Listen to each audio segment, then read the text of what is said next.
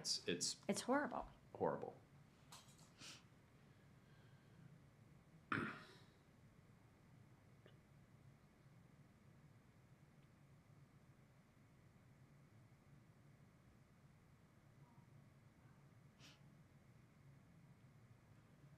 And good morning, everybody. Welcome into Logistically Speaking here at RIM Logistics at our global headquarters in Bartlett. I'm Mike Esposito. It's glad to be with you this morning. And I joked with Kim because it's Kim Roebke, our Director of Corporate Compliance. I said we're going to rename this the Kim Roebke Show because it has been for a lot of our existence. But that's just because corporate compliance has become such a big deal in our modern world. And when we were brainstorming topics for this month, I mean, the thing that everyone is talking about, tariffs, tariff refunds most specifically, and the whole process to that. So today we're going to talk about the Supreme Court decision. We're going to talk about CAPE. We're going to talk about the program for getting these refunds, some of the good, some of the bad, everything else that we're seeing, and hopefully try to help out our customers and our listeners file for those refunds and get it going. So just to start, we'll talk about the Supreme Court decision briefly. Back on February the 20th, the Supreme Court ruled that the IEEPA tariffs were illegal. Yes. And thus had to be overturned, and thus our importers could file for their money back. So that process and the way they had to go about that process, it's important too, because I know we've been talking to a lot of people about the ACE portal. Yes. So if we could maybe start there. With the process. Sure. So basically Brandon Lord came up with a process. He committed to the Court of International Trade and said, listen, you know, we're committed to this refund. We will come up with a process that's going to be simple for the importers to apply. But in order for you to be able to apply for your refunds, you must have an ACE portal account. Mm-hmm.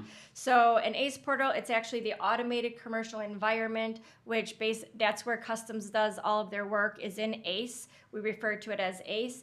So importers had to apply for an ACE portal.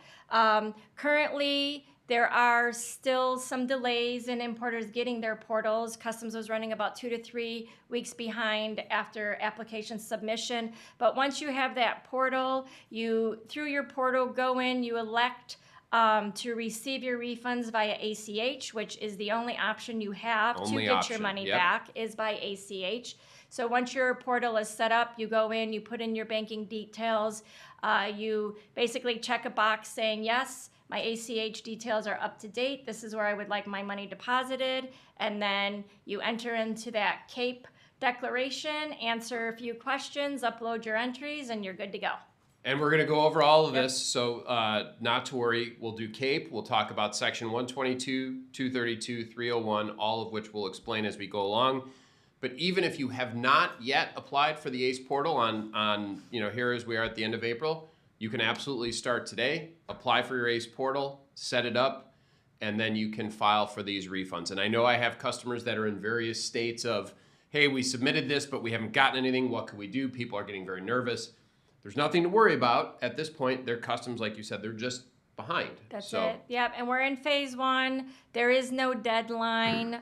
You can submit.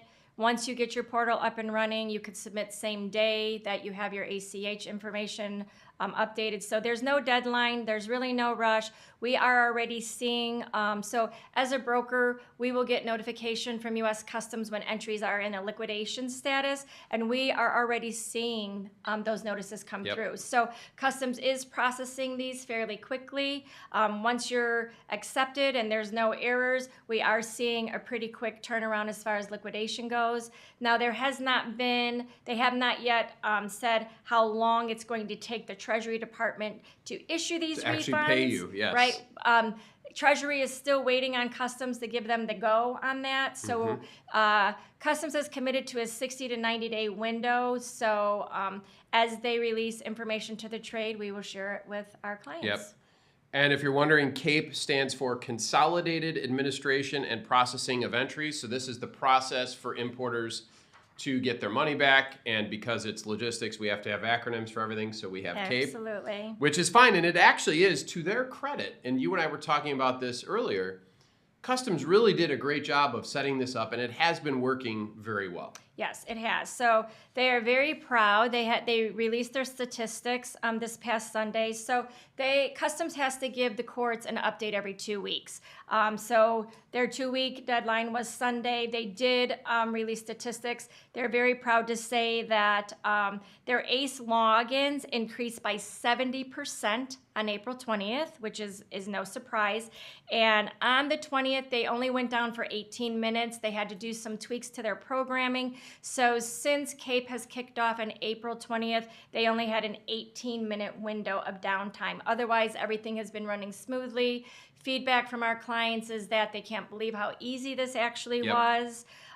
So it looks like the process is working, the system is working, and it's literally 4 questions, upload your entries, and you're on file with Customs. So. Yep. And the key thing, like for our customers who are just now getting onto ACE or applying for ACE, it's very much like a personal portal for an account of some kind. You create this account. In this case, it's your business's account with Customs, and it gives you all of your information for the business you transact with Customs as a company. So the filing process, and Kim, you just touched on it, it's a very simple process. Like, I know we've had importers who have been, again, very nervous about, how do I do this? Can you help me? Can you do this for me? And I'll talk about that in a second, but we've also had others, like you said, say, listen, you follow the prompts, you upload your forms, it's very easy. Yes, very simple. It's a very simple. Customs even provided the CSV in an Excel where you can upload. They gave you what reports you can run in your portal to pull all of your entries that are eligible for refunds under IEPA that, IEPA was filed against. So really, all in all, it shouldn't take you more than 10 minutes from start to finish, from running your reports, gathering, uploading your CSV, going into the declaration, answering the 4 questions, doing your upload. You get your ID. There's a CAPE ID assigned. It will filter out any entries if they had a problem with them. So it identifies what those entries are, and you just move forward. Yep. So. And I will say this because there are companies out in our space that are offering, hey, we'll do this for you, and we'll pick your percentage, 30%, 35%, whatever the number is, which to both of us sitting here seems like a complete waste of your money, because that refund money is your company's money that for this very simple process, that provider is going to try to take that money from you. So absolutely. Yes. I would strongly discourage that, because it's a lot of money that you would be losing on that. Yes. So, not to mention, you have to give those companies access to all of your data in ACE. So, yeah, be very careful and cautious about that. So, as we know, this administration, whether you agree with it or not, about the tariffs, is very married to the idea of tariffs. So when IEPA was declared illegal. We immediately get Section 122, which is under the Trade Act of 1974, which I'm sure none of us know anything about. But Section 122 is essentially what, Kim? So basically, 122, it does allow the President of the United States, if they feel there's any type of a threat to the U.S., they can invoke additional tariffs under Section 122. CBP has, a certain amount of time that they can collect. So 122 can only be invoked for 150 days. At this time, it is at 10%. It does expire on July 24th. So it went into effect on February 24th. Expires on July 24th. But we do suspect that 10% will be replaced.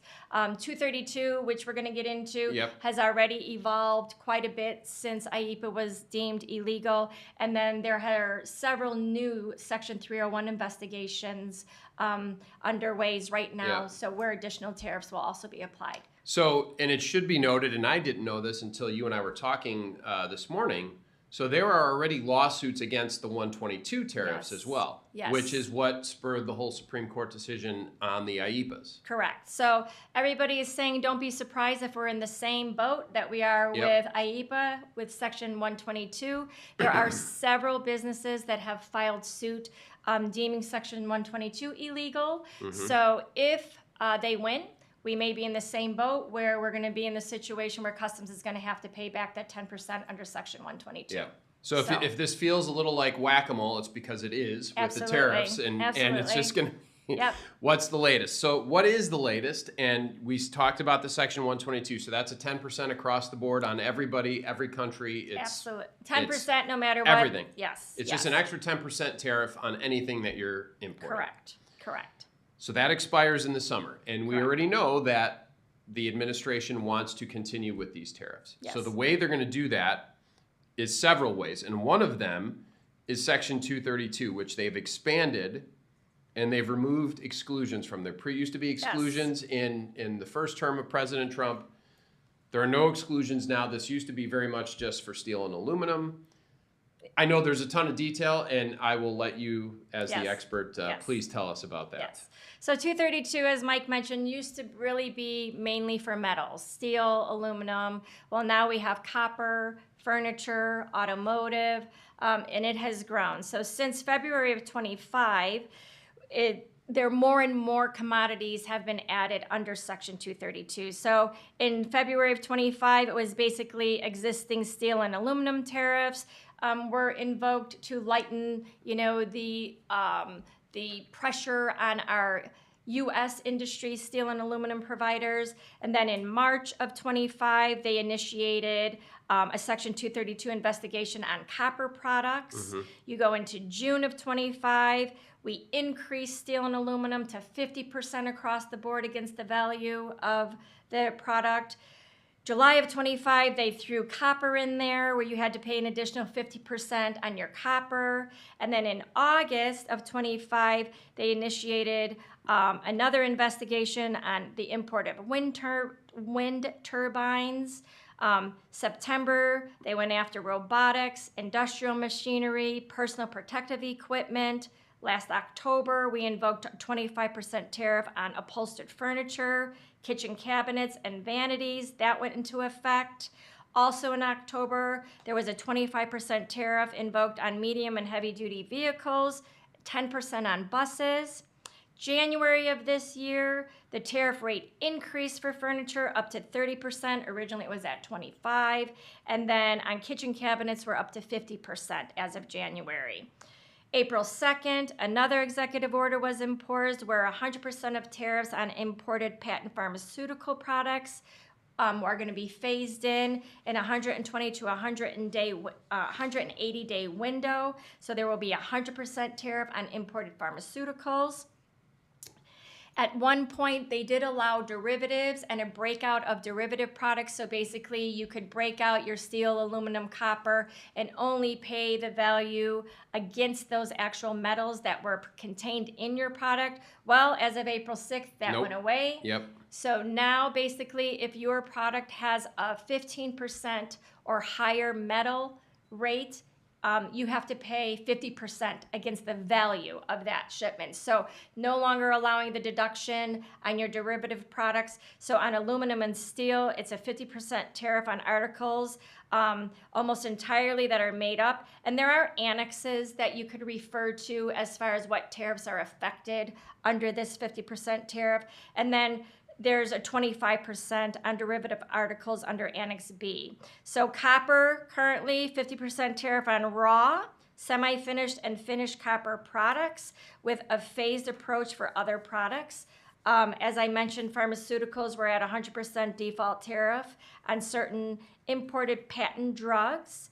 There is a reduced rate. There is a 10% reduction if your product is made entirely with U.S. smelted, cast, or poured metals. So, and I'll stop you there and ask a question too, because I know a lot of our customers around the United States, they're importing components, right? And they want, even if they want to do things in the United States or buy things domestically, some components, like it or not, are coming from overseas. So people are now trying to work within this to minimize their tariffs, but it's not always something that's possible. It's not feasible. Right? Yes. Yeah, it may be that they can't, there isn't a manufacturer in the United States that produces that product, so they have no choice but to import it. And in Yes. which case, they're going to get hit by these 232s. Absolutely. And they used to allow an exclusion. Correct. For and that was that my next reason. question. Yes. For that reason. If you could go to Commerce and say, listen, I can't purchase this product within the United States,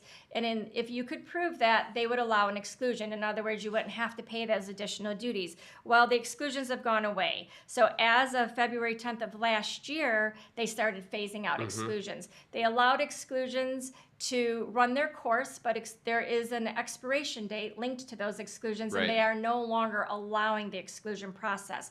So regardless if you can get your goods here in the United States or not, you have to pay those 232 duties. It doesn't matter. So. And as you talk about expiration dates, and we talked about this for Section 122, so that extra 10% that is for every import currently expires in July. I don't remember the exact July date. 24th, yes. July 24th. And at that point, I know your question, because it's my question, is what is going to happen then? Because we know the tariffs aren't just going to go away on July 24th. That is when those Section 301 new investigations are going to loom large, because essentially, as I understand it, what they're looking to do is replace the money they have to pay back on the IEPAs with these new 301 investigations, which means, as you suspected, new tariffs, and that's what these investigations are. But if you could maybe explain what they're doing in the lead up to that summer date. So the U.S. Trade Representative basically launched an investigation on several countries, stating evidence that there's various manufacturing sectors that are harming the U.S. market.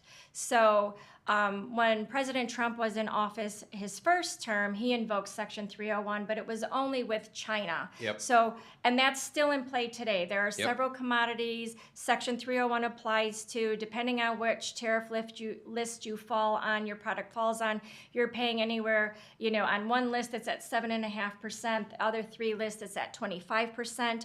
Well, with IEPA being deemed illegal, the USTR opened up a broader investigation now and have pulled in a pool of about 15 countries, not just China, the EU, Japan, South Korea, Mexico, Indonesia, India, Thailand, Bangladesh, Malaysia, Norway, Cambodia, Vietnam, Taiwan, Switzerland, and Singapore. They are stating may have structural excess capacity and bringing in goods that are in a surplus into the U.S., which is harming our industry. Of those, they also call out specific commodities that they're looking at. Again, aluminum, automobiles, batteries, cement, chemicals, electronics, energy goods, glass, machine tools, machinery, all types of metals, papers, plastics, processed foods and beverages, which have never been included in Section 301, semiconductors, ships, solar modules, steel, and transportation equipment. So basically, and with that list of countries and all these commodities, pretty much just about anything that's coming into the U.S., Correct. There is a current Section 301 investigation. And that's what I was just going to stress. If it sounds like they're talking about every country and every commodity, they are. They're Absolutely. trying to not say we're looking at everything, but they're looking at everything. Yes. And we don't know what they're going to invoke at No this idea. point. I don't even know the legality. Like, how then does this get processed? Are they allowed to just do this? Are they going to get sued again? And probably the answer to that is yes. But like, how do they then enforce the Section 301s? And what are the outcomes? We don't know any of this, right? I mean, we've been doing this show for a year, and ironically enough, this has been going on for over a year, right? Since the Liberation Day of last March. Yes. And we've had how many different changes over time? It's been It's lots of changes. constant. Yeah. It is very difficult to keep up with. You and your team do a wonderful job, and I know I appreciate it. I know our customers appreciate it. But it's not going away. No. This will continue probably through 2028 at the very least, I would have guessed, based Absolutely. on the Absolutely. term for President Trump. Absolutely. And I'd like to note that, Section 301 during President Trump's first First term in office. in office all of those remained in place. So Correct. even though a new administration came in Yep. under President Biden, President Biden's administration did not get rid of Section 301 at all. They kept Correct. it in place. So if they follow suit, chances are that these 301 investigations, once they're completed and the tariffs are in place, chances are they're going to stay there. The USTR begins hearings under 301 on May 5th. I believe they go until the end of May is when they will start hearing arguments against why the 301 investigations, certain industries feel that it would harm them. The intention of the USTR is to have their 301 investigations basically completed so that by the time July 24th rolls around and Section 122 has expired, the 301 can kick in and basically take its place.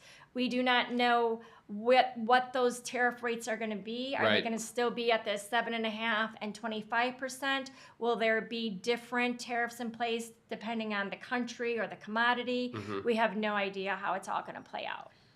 So we'll continue to keep you posted. We'll try not to do a compliance podcast every month, but we may have to, Kim, Right, so I don't know. Right. But, the idea behind this is that to keep business in the U.S., it says the U.S. has lost substantial domestic production capacity or has fallen worryingly behind foreign competitors in a lot of these industries. I know a lot of my customers would tell you that, well, we're trying to bring in components so that we can do things here or whatever, or that this particular item is not manufactured here, so we have to whatever.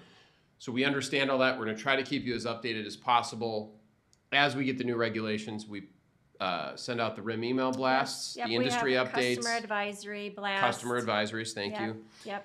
If you have questions, and I have questions every day, which is why Kim and I talk all the time, please email us. Please contact your RIM representative. You can email me directly. You can call me, whatever. Anyone here at RIM would be happy to help you. As we wrap up, Kim, is there anything else that you wanted to mention about CAPE or the refund process? And I know, again, very generally, it's working. The process is pretty easy and smooth. It's working, yes.